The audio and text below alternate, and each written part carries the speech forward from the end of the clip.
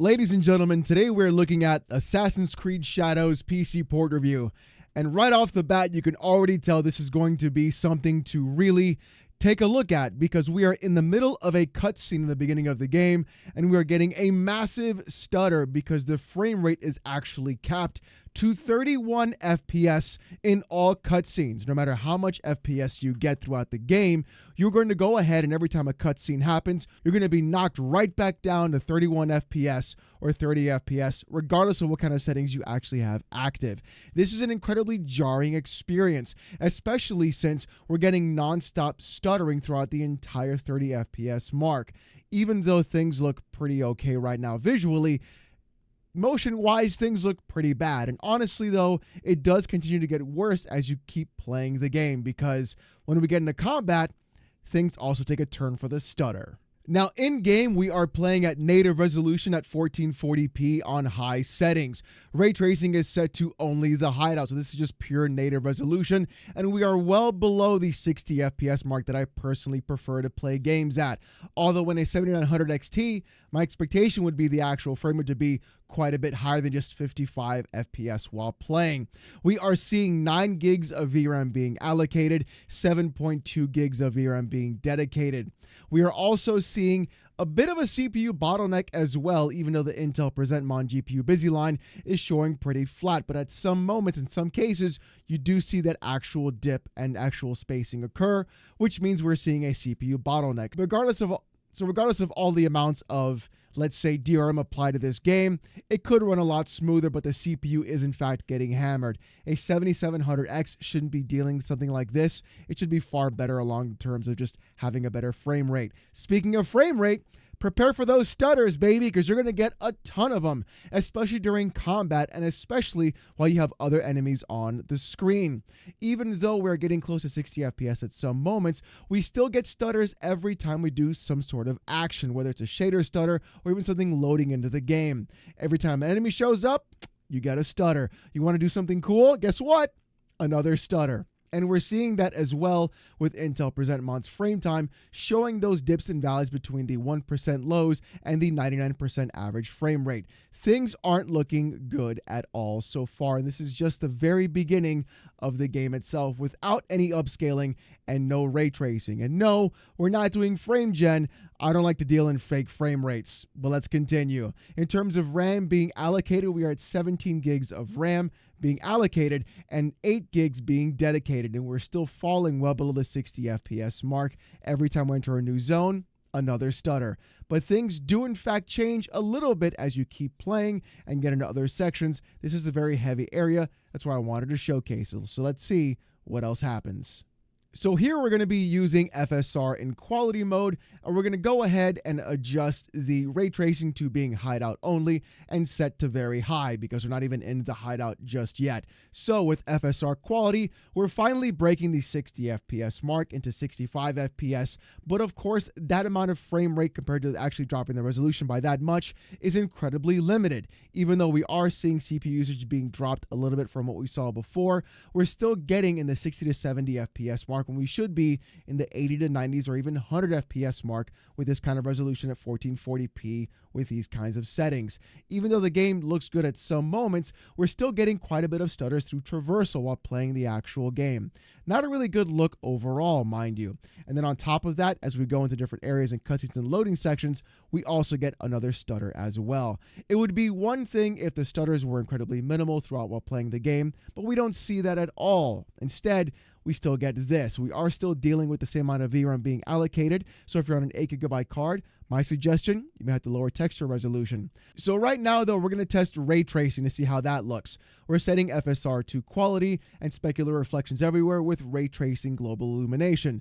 As you can see, though, we're still getting quite a bit of stutters, and our frame rate has dropped to what we saw originally as if it was native AA. We're still not at that mythical 60 FPS mark, though. And things do look better, and at some points we do hit 60, but it's not where it needs to be. Even though RTGI is on, we get a little bit of an increase of VRAM to 9.8 gigs, but nothing too out of the ordinary. Let's go ahead, though, and drop that a little bit, though. We're going to go ahead and move this down to just diffuse everywhere and set the scaling to balanced on FSR. This, of course, is going to make things look a little bit more hazy, but we do get a much better frame rate. We're now sitting in the 66 to 70 FPS mark, depending upon what areas we're in. The frame time graph does look a little bit better, and of course, we're still getting those stutters throughout specific traversal aspects or certain places while it's loading in shaders.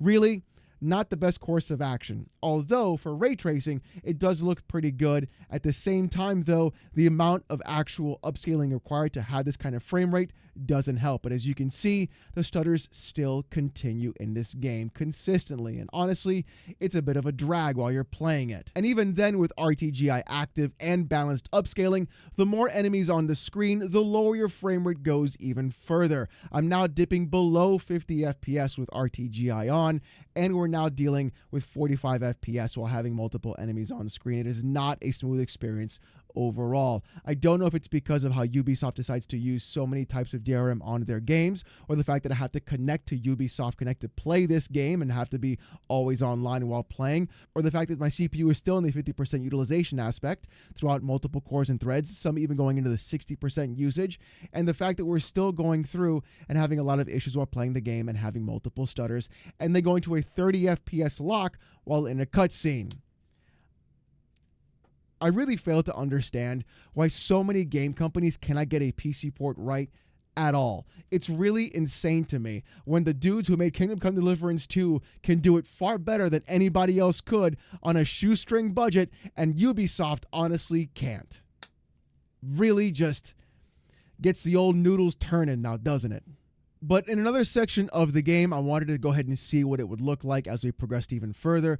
With turning ray tracing off and setting it down back to quality for upscaling, we're getting 66 to 70 FPS. So it turns out that certain sections in the game, whether they're incredibly heavy with lighting or incredibly heavy with NPCs or even enemies, that's when you're going to see your frame rate tank the hardest.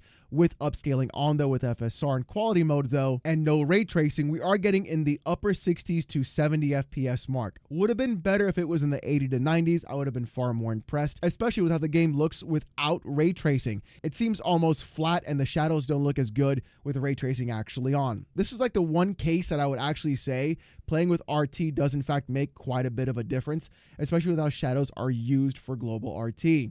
The problem, though, is the way the game is optimized.